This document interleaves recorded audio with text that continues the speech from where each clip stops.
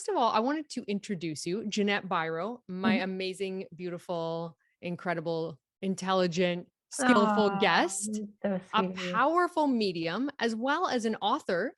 Like, Mhm. this is amazing. When did you publish your book? It'll be a year December. Oh, And incredible. yeah, Okay. yeah. And something I learned, an award-winning country music singer. Oh, yeah. How how have we never discussed this? Yeah, that was, it feels like a lifetime ago, literally.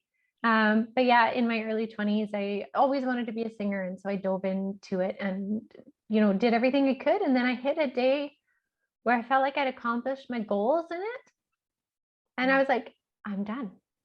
It was weird. I was like, I'm done, ready to move on. And I didn't know exactly what to. And yeah. Kind of gives me I did get chills when you said that, though. Just that knowing of I'm done Yeah. with this, Yeah. and then following it. Yeah. One of the things too that I loved, I was reading on your website, so Avalon Spirit, Yeah. so avalonspirit.com, Yeah. is that I'm going to try to say this without messing it up, that you are clairsentient, Yeah. claircognizant, that was the one I Yeah. was worried about, clairaudient, and clairvoyant, which is basically you can see, hear, feel, and know information from spirit. Yeah.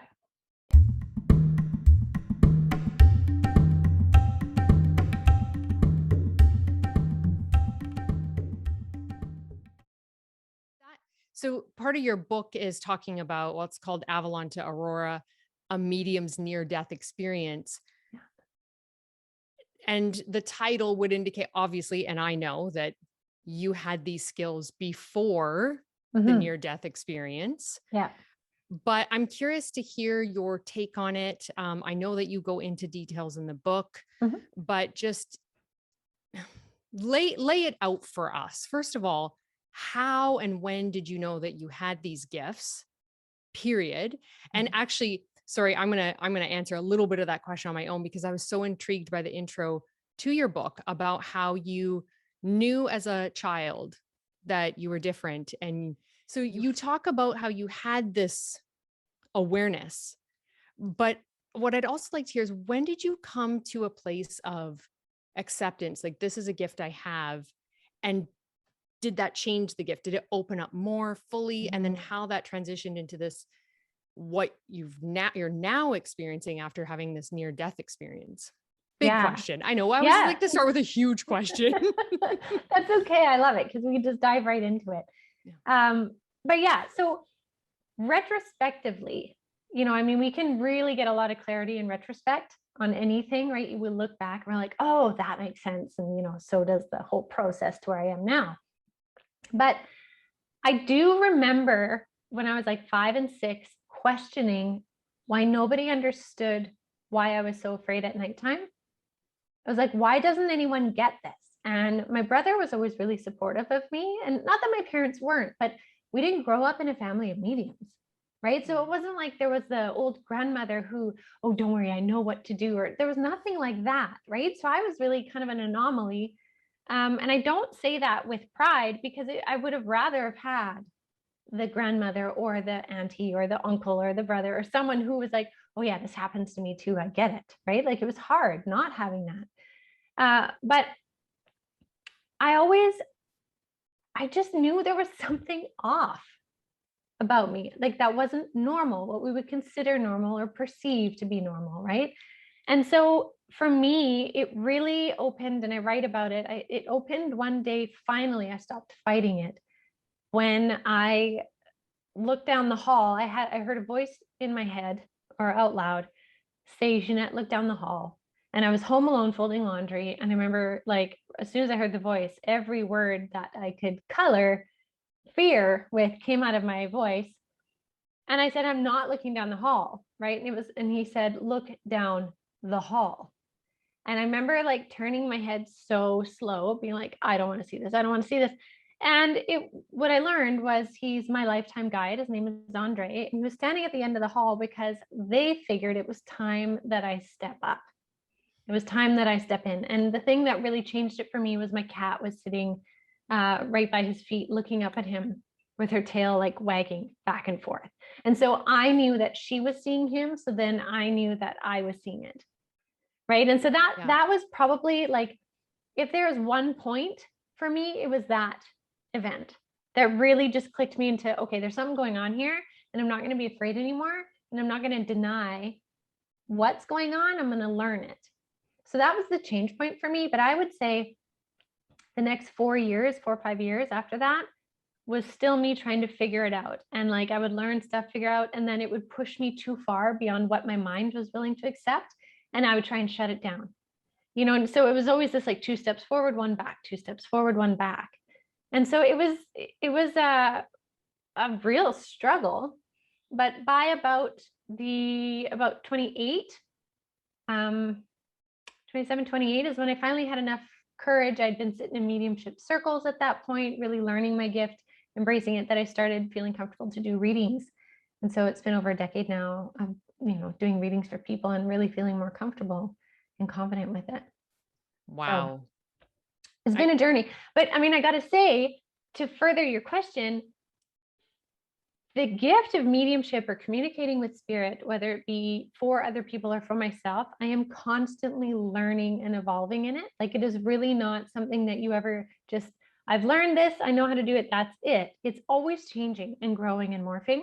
And so, like you were asking, did I notice a jump since my NDE?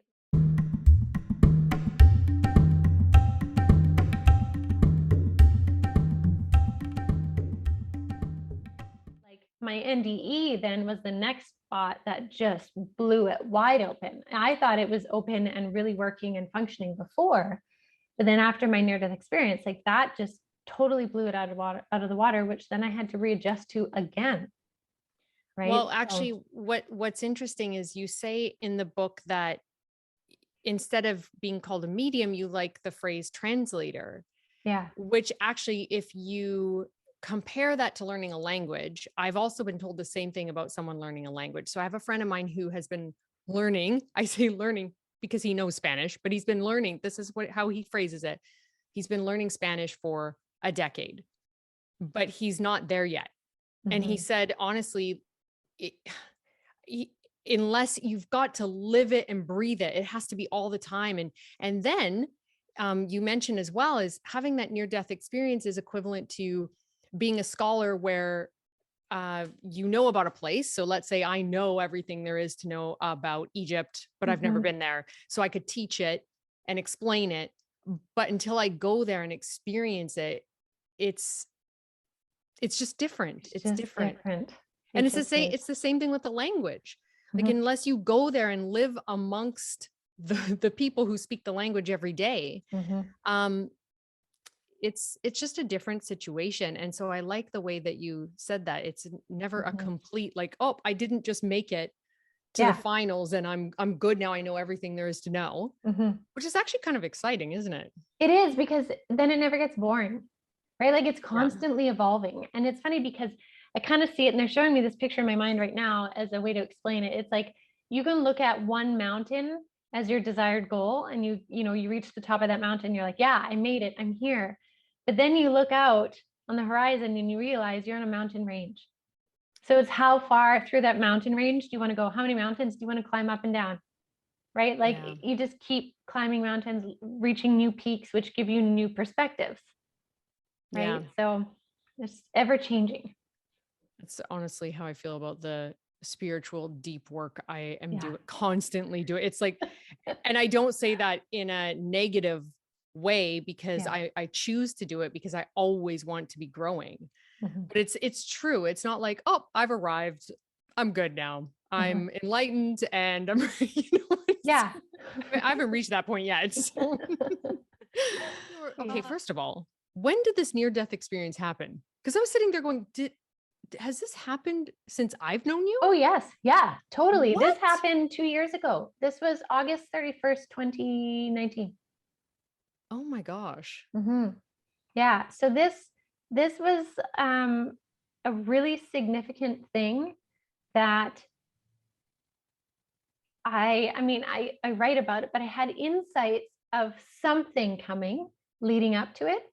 but it wasn't a definitive knowing of the experience until it happened and I like experienced it, right? So it's not like I went into it saying, I'm about to have a near-death experience. I'll see you later. And although I had lots of knowings and insights of things, in fact, I was trying to search through everybody else in my family who was dying because I kept getting this insight that someone's dying, someone's dying, something's dying, what's dying, who's dying. And so yeah, like that whole understanding of it just blew everything out of the water, and my perspective and even my general way of being now on the planet. Like certain things don't matter at all anymore. And you hear people talk about that, having had a near-death experience. They're like, this doesn't matter. And you can get it. But like, I really get what they're saying when they get it. It's just that different perspective, right? But then at the same time, it also makes other things that didn't seem like a big deal a huge deal, right? And I really had to wrap my mind around that, which one of them, for example, is kindness. We all think like, yes, we should be kind. It's nice to be kind. We want to be kind. But after consciously being on the other side and observing how the energy is there, how it is just, it's beautiful. It's harmonious. It is balanced. It is bliss, but not an excess. Like we would consider bliss in the human form. We would think it's like a blissed out state of excess happiness, but it's not. It's balanced harmony, and it's kindness, and it's just respect and all this kind of stuff. And so then when I was back here and I would see the way people would interact and see the way where like, you know, if you smile at someone and they scowl back at you, and it's like, wow, like you can't smile back. You're that heartbroken somehow. You can't smile back, you know, and it's little things like that that I had to kind of like step back from because I couldn't, it made me really sad that people on earth are so detached. Right. So it was just, again, like I said, it really changed kind of the paradigm of how I experienced here. While a lot of things stayed the same. Let's say that there's someone who is so shrouded in, I almost imagine them like wearing a cloak of victimhood. Mm-hmm. Victimhood and codependency, and just like really wrapped up in this. Oh, Kitty came to visit. When they pass on and their spirit goes on, and sorry if I'm using wrong terms, but in the spirit realm, are they free from that? And then when in their next lifetime, are they choosing to try to grow past that? Like, I'm so curious as to that part. Like, are we all just pure and innocent and bliss and divine in spirit form? And then we choose, okay, in this lifetime, I would like to transcend to the next level. It's not a black or white question. And pretty much most of the spirit questions are not going to be black or white. Like they're all gray. So the general idea is that when people pass, no matter how they were, they cross over and they connect back with the higher aspects of themselves, their fuller self. Because when we come to the planet and have a lifetime here, we're a fragment of our whole higher soul. We come as a fragment of like a piece of the pie, right? So the rest of the pie stays up there and is also part of your guidance, but you come down with a certain amount of your soul. And as you awaken on the planet, you bring in more parts of your higher soul. That's how you do awakening. That's how you reach higher consciousness. You're bringing in more pieces. So when we cross back over, we connect back with that higher soul. So from that perspective, the soul is all knowing, and the soul will know in a very peaceful state and a very Zen-like state what it would like to do next, what it would want to learn based on what it's experienced. So that comes from this whole all-knowing sense. But some souls are able to connect back into that pie basically really easily, and it's fast and it's instantaneous. But there's others, when they cross over, if they are say they had a very traumatic passing, or a very drug-induced passing, something like that, sometimes they take longer to connect back in with their whole self. And so if you're trying to talk to a spirit, or I'm trying to talk to a spirit who hasn't fully connected back in, they can still carry that shroud, that energy of victimhood or trauma or whatever it is, until they release it, kind of like taking off the cloak and connecting back with their whole self. So Right. that process is different for every person. And I've seen some people with very traumatic passings from our perspective, and they cross instant and they're whole and they're like, it's okay. I understand what happened. I'm okay with it, but I want to make sure you're okay. Whereas there's others who, had a very seamless passing in many ways, if we could say that, but they're really stuck on not wanting to let go of their earth life. So in that case, they're not fully okay. Although they're always protected in light and surrounded by love, they're not okay until they can let go of that very human part. Spirits will miss so much the earth life that they will find, excuse me, they'll find a light, someone who is really bright, someone who is a beautiful, warm energy that is earthly, because that's what they're still comfortable with, to kind of hang around. So it's not like people are being haunted or possessed or anything like that, but the soul is finding comfort because they only want to look at earth. They don't want to look kind of, the other way where they're actually surrounded by light. They're just not ready to see it yet. Yeah. I mean, I always wonder, okay, let's just say I'm now in spirit form. What would I miss? And I just think I would miss the feeling of water on my hands, of a hug, Mm-hmm. Mm-hmm. things, that maybe it would be so blissful that I wouldn't miss it. But Mm-hmm. yeah, I don't know why I think of these things, Ginette. There's no No, I explanation. get it. I totally get it. You know what's interesting though? It's funny that you say this because my experience on the other side, I remember being able to feel the grass on my feet and the Ah, coolness of the grass on my feet as I was walking, and everything. I remember being like, this is completely real, right? Like everything is interesting. really real and tangible. And I remember there was like these picnic tables and there was food on there, but I don't remember eating it, but there was food. And I've pondered that, like, I didn't think they really ate over there, but I'm like, I guess it's, whatever creation they want. But it's funny, I had a client today, and the spirit that came through for her was talking about the amazingness of food and how he was exploring food and like Interesting. hot peppers and things like that. What? Like he was like, look at these things. Like he was so excited. And so again, like today I was learning, I'm like, oh, I guess they can somehow experience a higher dimensional consciousness where they can experience food. They can create whatever reality they want. So when you do sessions, I know you do private readings, right, for Mhm, people. mhm. Is it basically left up to whatever spirit wants to show up for you? Or can they say, I would like to speak to my grandpa? Mm-hmm. Yeah, it's kind of all of it. It's sort of usually the spirit world will know who is coming to see me, right? Like they'll know, right? So they will already be gathering based on what they know the person wants to hear, right? So say the person's coming in, they want to talk to their grandmother, they really miss her. She'll usually, like 80% of the time, the grandmother will be there waiting and would be the first person. But there are times where the person really wants to hear from, say, the grandmother, but the person's guides are like, no, she actually really needs to hear about herself first.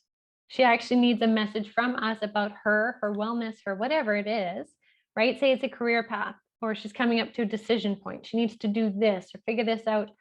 They will bring that in first and foremost, and the grandmother may just be in the background saying, I'm here, but I'm just going to let this come through first, which sometimes can frustrate people, and I understand. But it's I always say to people, we can ask the spirit world anything we want.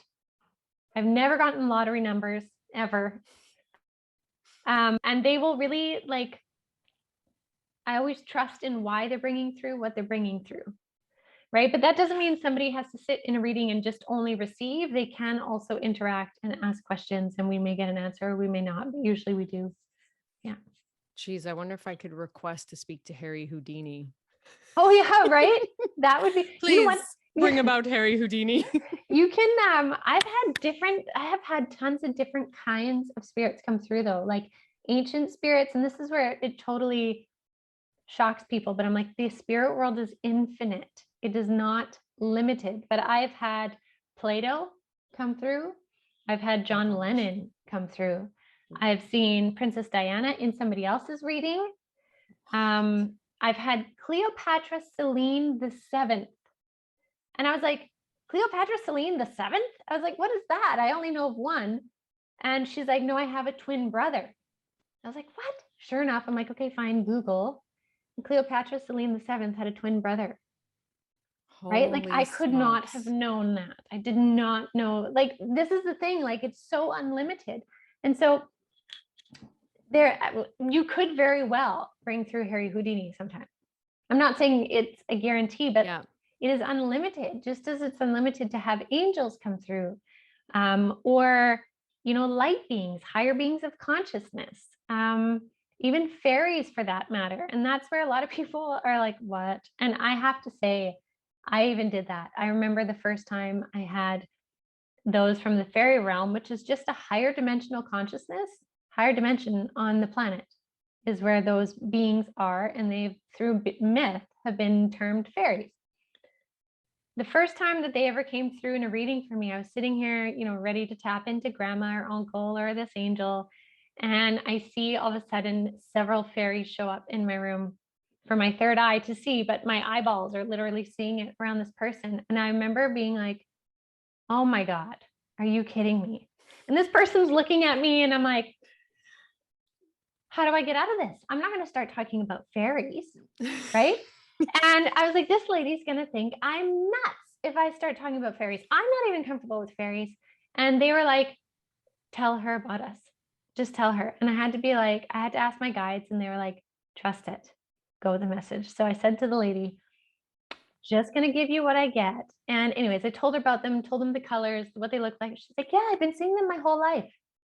She's like, I totally believe in fairies. I was hoping fairies would come through. And of course, I know nothing when someone sits down with me.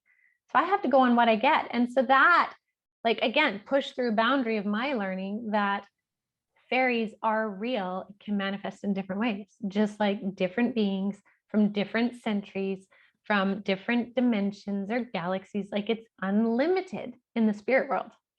But it's hard for Yeah. our brain to wrap our, human mind around that kind of potential.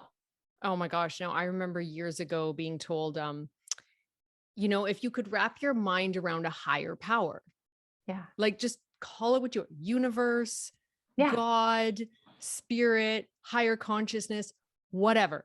And I was like, well, and I was fighting it and fighting it. And then finally I was like, well, I mean, I do believe in fairies and unicorns, and mermaids. So I suppose I could believe, like, Yeah. okay, come on. Yeah. Yeah. I get it.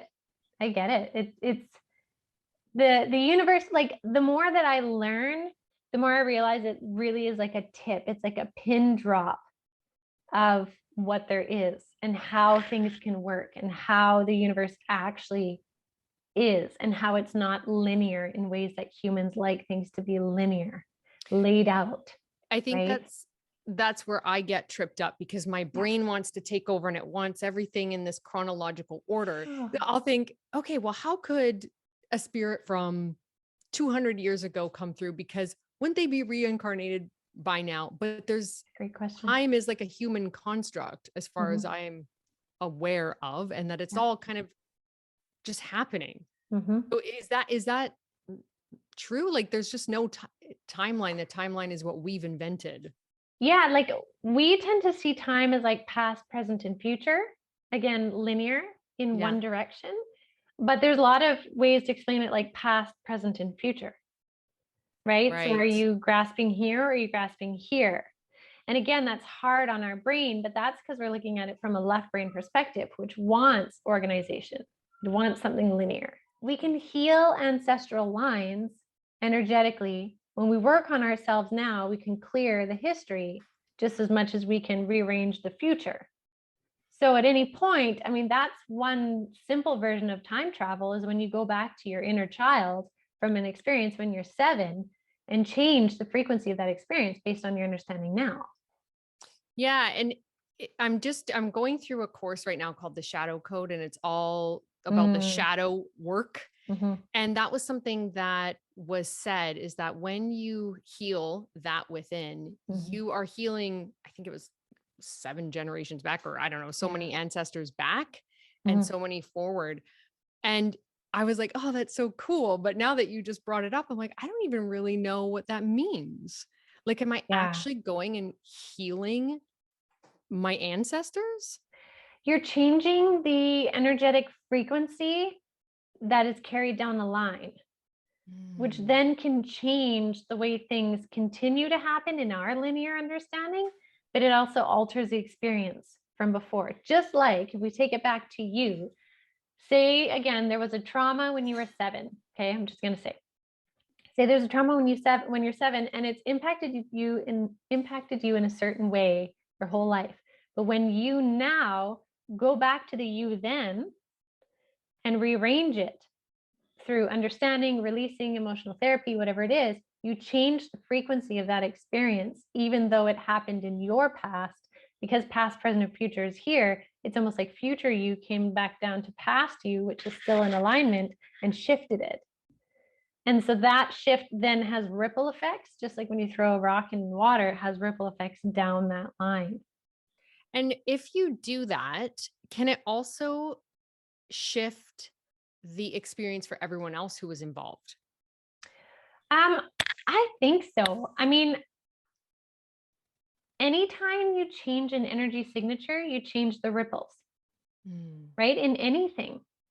And so we have much more ability to rewrite stuff than we realize, but it doesn't make sense even in the way to explain it in language. Like language doesn't have the words to explain how and why.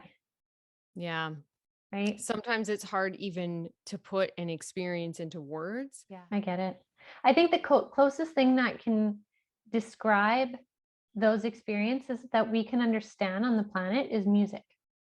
Because music can give you an experience of something that you can't put into words, but the music brings it out or expresses it, right? Like it's not a word thing. Like I'm talking about music, not just lyrics, but music, right? Is the closest thing to describe feelings that don't fit language. Yeah, the kind of music where it moves you, right? Yeah. It gives you chills. Yeah, absolutely. Oh, I love that kind of music. Yeah. I just think, what was this? Is this person channeling something? Like, Oh, what is happening here? Totally. Totally. I always think of Mozart and the fact that he made no edits. Mm-hmm. Like, I'm just wondering, what did this man just have just a direct? Must have. Yeah. Oh, you know what? I'll take that, please. Just yeah. Right. But have you ever been in a reading where something was shared with you that you did not pass on to the client because it was too hurtful or traumatic? Mm-hmm. I've been tested a few times with that. And like, so this is what I've learned, and this is what I teach people now too, is just because you are getting a message doesn't always mean you have to act and tell the message. Like it is coming through you, and you are still your own sovereign person living in this 3D world, connecting to the other side, but you still then get to choose whether you pass it on or how you pass it on. I mean, the rule of thumb is you just give what you get, right? You just give what you get. But if something is sending like an alarm bell within you saying, ooh, I don't know about this, then it's up to you to decide how you want to express that or what you want to say, or if you don't want to say anything at all. Because no matter what, like, yes, it's coming from spirit, but the more that you can bring from spirit, the more responsibility it is on you, the messenger, right? So there are some times where I've gotten an insight about somebody, but nothing in me is telling me that it is the right thing to do to tell them. Right. And so, I mean, that doesn't happen very often. It's maybe happened a handful of times in over a decade and a bit of doing readings, right? So really, really rare, but there have been occasions where something's come in and I'm like, I don't feel comfortable being the messenger of this thing. Even though I trust what I'm getting, I'm not going to be that messenger. So you're going to have to find somebody else to bring that through to that person. It's not going to do well for my karma to do that. Yeah. Yeah. So, like but it's that. not common. It's not common to happen, but it does. Yeah. So I had put it out to some friends. Is there anything you want to ask? I'm interviewing a medium tonight. And somebody said, what's the youngest spirit that has ever come through? But then it got me thinking, well, what does young spirit even mean? Like, does that mean when they passed, they were 3 years old? Or does it mean they've only had so many reincarnations? Like they've only been a spirit for so long. And, I mean, like my daughter's an old soul. What does that mean? So, well, that's a good question. So old soul is usually someone who has had many lifetimes. So especially on planet Earth, someone who has had many lifetimes, life on Earth is not new to them, which is why they have that old soul energy. Like they just know stuff. They're like keen on Earth life, and they're, really, they just got it, versus those that get totally bowled over by everything on Earth. It's like super hypersensitive on Earth. They get very emotionally affected by every little thing, or everything seems foreign to them. They get caught up in a lot of different things because they don't have any kind of street cred in a sense, right? So an Yes. old soul would be someone who has like Earth street cred, whereas a new soul or a young soul would have less time here, but they may have had many lifetimes somewhere else. What? Oh yeah. Yeah. We can Yeah. have lifetimes. Oh my God, Ginette, you have just, no, seriously, you have just solved a mystery for me. Yeah. Yeah. And maybe I've Oh. told you this before. I don't remember. When I was younger, Mhm. I would have moments where we could be talking. I would be in the hallway at school. Yeah. And suddenly I'd go into, I'm going to tell you it's a memory. I couldn't see anyone else. I couldn't hear anyone else. I was just in this memory Mhm. that I knew for a fact was a memory. Mhm. But it's like nothing I've ever seen on Earth ever. Mhm. It's like nothing I've ever seen anywhere. And Mhm. I would have to sit down because I was no longer here. And I remember my friends being like, eventually I'd come out and they'd be like, Karina, it's shaking me because I wasn't there. Mhm. And I told the doctor, well, what's a doctor going to say? Probably like, Yeah, right. Maybe Um, we'll yeah. It happened a lot. Yeah. And it kind of freaked me out because I didn't know what I was seeing, but perhaps it's Mhm. from a past life. And I'm going to just add one more notch to that. It could either be a past life from somewhere else, or you could be seeing visions of what is currently happening with you in another dimension or space at the same time. Because then there's a concept of parallel lifetimes or parallel timelines. Yeah. Right. So if you think about it like a soul, like that whole pie, so a piece comes down to Earth, but then there's some other fragments that will have experiences somewhere else, which also explains sometimes why you could be talking to Plato, say, who is 2,000 years old in spirit, but why is Plato coming through and why hasn't he gone anywhere else? He could be partially somewhere else already, while his higher self is still available to come through as Plato for the purpose of the message being given. Right? So then Yeah. when we take that idea to yours, I've seen it where if you think of like a fan, like those fans that like those Yeah. The old fold school out fan, ones. yeah, fold out Yeah. fan, right? So it has those different folds that all connect back at the bottom, right? So it's like each of those folds is another parallel timeline of the piece of that pie that is you. And some people have several, and some people have just a few. And sometimes we actually bounce in consciousness to have one dominate. Sometimes, if there is a trauma going on in another parallel timeline, it'll pull you from this one to that one for a moment or two, which really messes us up here. We're like, what just happened? What is going on? What is this? So I'm saying it could be a flash from a past life somewhere else, or it could be your consciousness was pulled to be more present somewhere else, and it actually pulled from this timeline.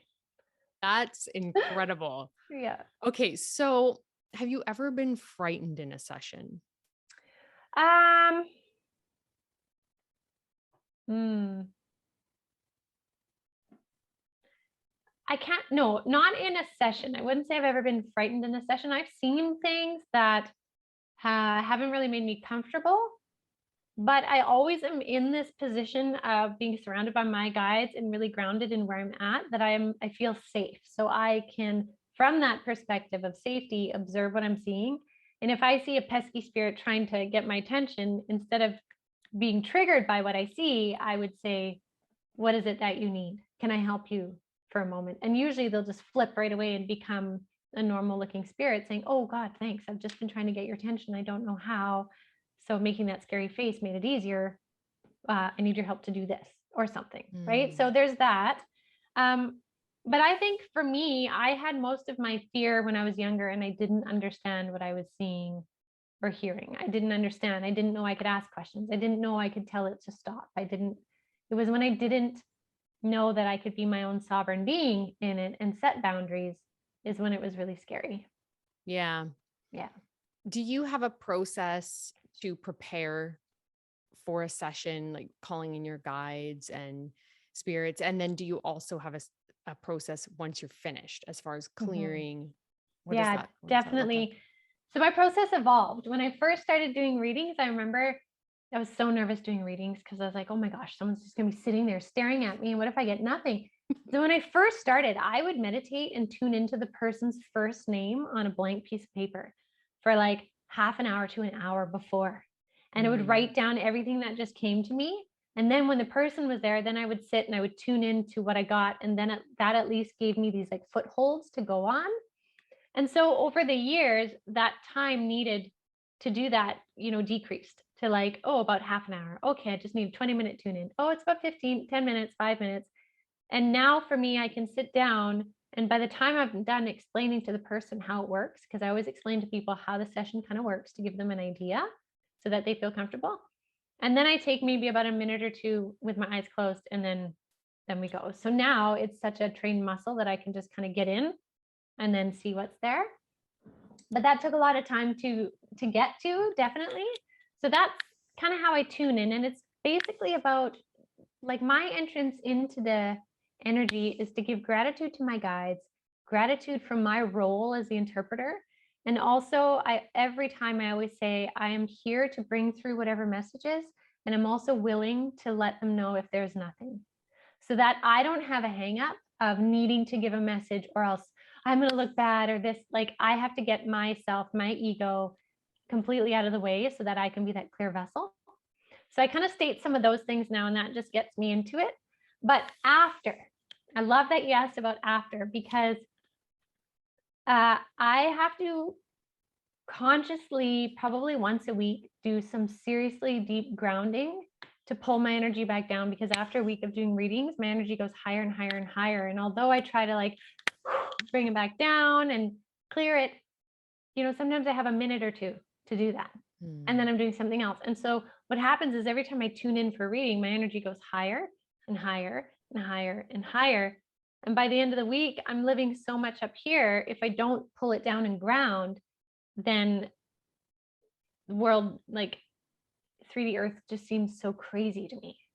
So I have to do a Yeah. deeper grounding practice, which is usually like a really solid meditation or a bath or like prayer, Palo Santo, smudging, like something pretty significant to pull me back down. Yeah. Yeah. I know I even found in my own comedy troupe that the energy would be so high Yeah. that I've actually been needing to just almost like just do this like mental, emotional, and physical. Yeah. Like I'm just gonna I do clear that too. I'm like, the energy. Yeah, just like yeah. give everyone's energy back to them, Yeah. and I'll just keep my own. Yeah.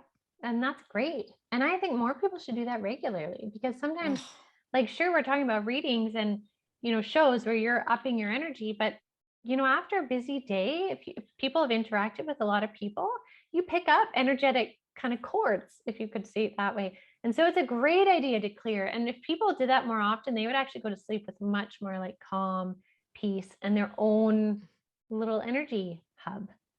yeah. I know there's certain people who have this heightened energy, heightened state. Yeah. Either they're warriors or, Yeah. what's so and so doing, and what am I doing, and even Yeah. like the Type A personality. Mhm. And I've been noticing because I'm doing this shadow work that unfortunately slash fortunately, I notice every painful thing about myself because I'm like, oh, Mhm. those Type A people and controlling. I'm not like that at all. And I just spent 4 days at a hockey tournament with Shane and my daughter. And I was like, oh God, what is the matter with me? There's another shadow I get to look at, the control or Yeah. around, okay, we got to go now. Get your jacket. Are you wearing that? Who's driving? Like just the constant. Yeah. And my family, like they started pointing it out family's good for that, right? Mhm. Like, can Mhm. you just stop? Can you not, Yeah, can please? you not? And so it's like, okay, what is going on for me right now? Mhm. Like, I find I can get heightened energy just being out of my comfort zone. Yeah. Oh yeah, definitely. Me too. Yeah. And Yeah. that's, I think, something like the more that we can normalize connecting with spirits, connecting with things that are not seen, the more we can start to really control and be the main driver of our own energy.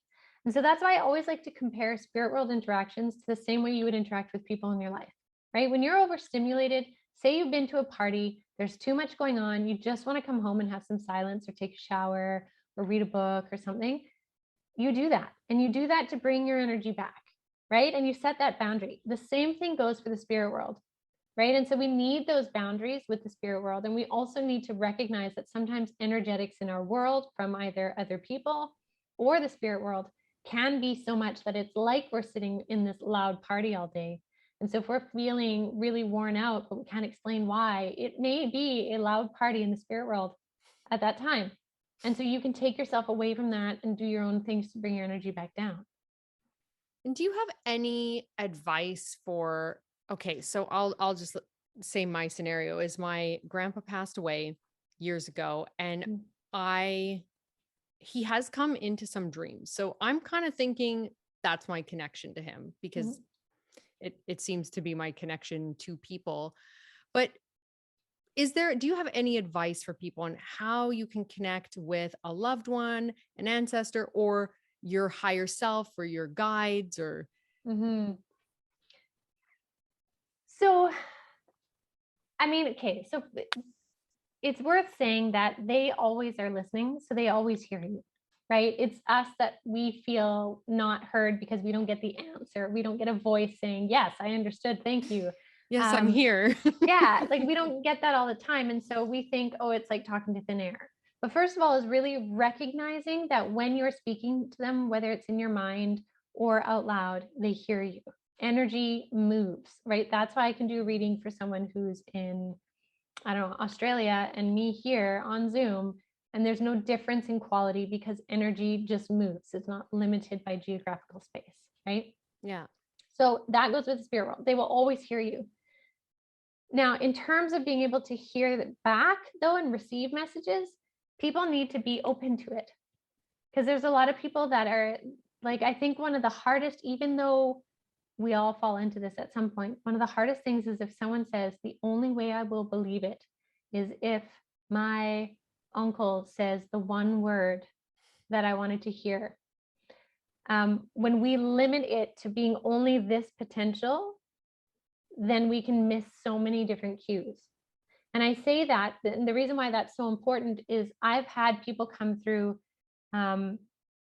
who I knew them in life, and someone came through and said, "Hey, she said she would give you a word. What is the word?" Right? And I knew this person and I've been talking to them. I can't get a word. When I ask what is the word, I get nothing. But it doesn't devalue everything that this person brought through, right? Other times they've said, "There's a word. What is the word?" And I've gotten the word, right? It's just Yeah. right there. But then there's been other times where I remember this one, and I'll remember it always, is they were like, "There's a specific word." And I'm like, I don't know, but Spirit keeps showing me this YouTube video in my mind over and over that I just recently watched. I'm like, I don't know. And I'm like, "Okay, what is the word?" I'm like, "Guys, come on, what's the word?" And they're like, "The YouTube video." I'm like, "What do you mean the YouTube video?" I'm like, "What is the word, YouTube?" And they're like, "Send her the video." And so I said to the person, "I'm sorry, I have no idea. I watched this video of uh, native flutes and I have to send it to you.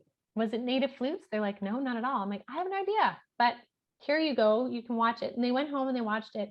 And there was a commercial in the beginning of that video that was of Wile E. Coyote. And their word Oh was my Wile E. gosh. Coyote, No. right? Like, so if someone walked away from that session and was like, "Well, I didn't get the word, that's it," and didn't follow through on watching the video, being open to how it could come through, they would have missed a way in which spirit could give it. Now, why they don't just always give the word if they can communicate, I have no idea.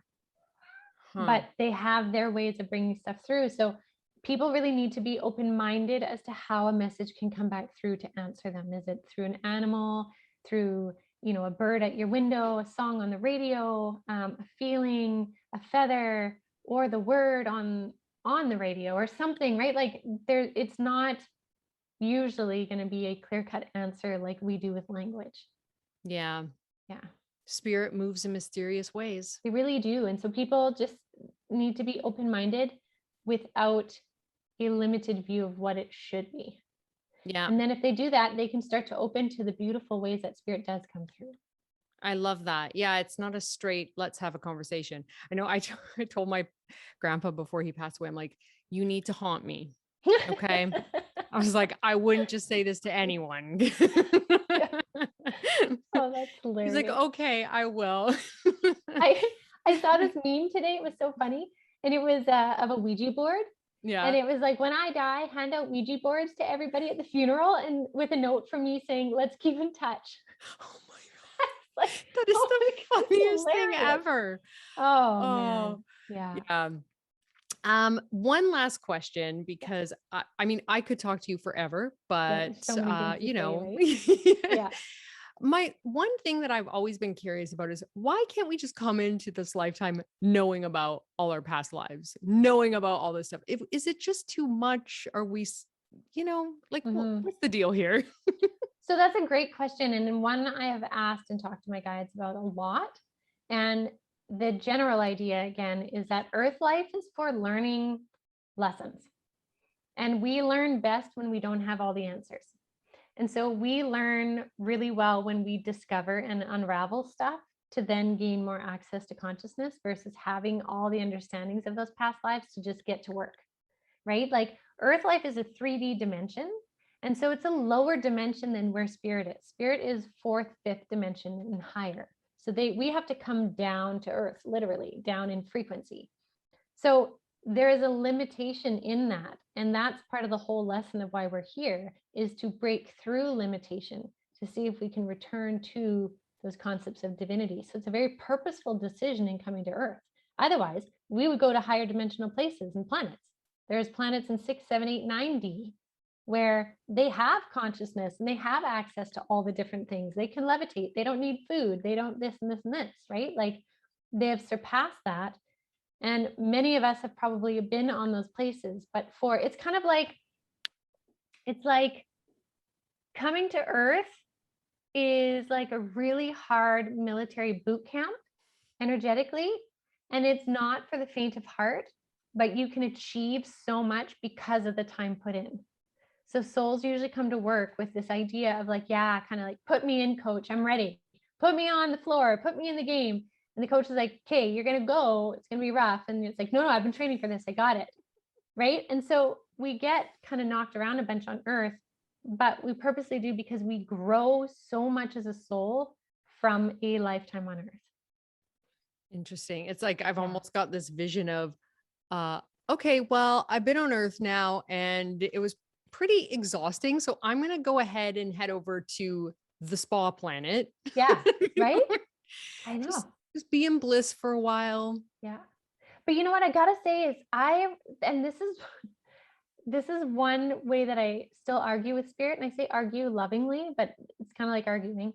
I remember my perspective on the other side in my near-death experience as a soul. I remember my soul perspective. I was me completely, but with the soul perspective. And I had so much compassion for Earth and so much love for the experience of Earth. So when they said, do you want to go back? I remember I was like, oh yes, absolutely. Like literally that joyously wanted to come back. And they said, you don't have to. And I said, no, I totally want to. I have so much more to do. And I want to keep going from where I was. And they're like, okay, that's fine. And I remember vividly that perspective, which is different from my perspective now as the human, because the human, even though I can reach higher states of consciousness, I'm still embodied in a 3D body on Earth. It's a denser perspective. Like I'm more dense than I was here, because here is a higher frequency of being. Right. Right. So Earth life is dense, but we grow so much more for it. It's almost like when people say, oh, do your shadow work and start with your family of origin, because that's the boot camp right there. Yeah. Hmm. Amazing. This has been so illuminating. And I love that we got to Great. spend this time together. And it makes Yeah. me just want to like, okay, that's it. Next time we're going in person, we're just going to have a coffee chat, Yeah. just catch up. Definitely. That would be Um, great. avalonspirit.com. Yes. And your book is on Amazon. Mhm. And I noticed that you've got it on Kindle. I was going to say audiobook. Do you have an audiobook yet? No, it's Yet? not. It's not there. No, it's not there. But um, I do plan on doing that. Oh, I just good. haven't yet, but I have all the stuff to do it. So I do have to do that. But if people also want just more insights of what I do or just to hear more content, I do also have my podcast too, which is on all the platforms. It's just Okay. the Ginette Biro podcast. So people can gain more content from that too. Perfect. Yeah. All right. Well, good to see you. Thank you so much for sharing. Yeah. Thanks for having And me. we will chat soon, I'm sure.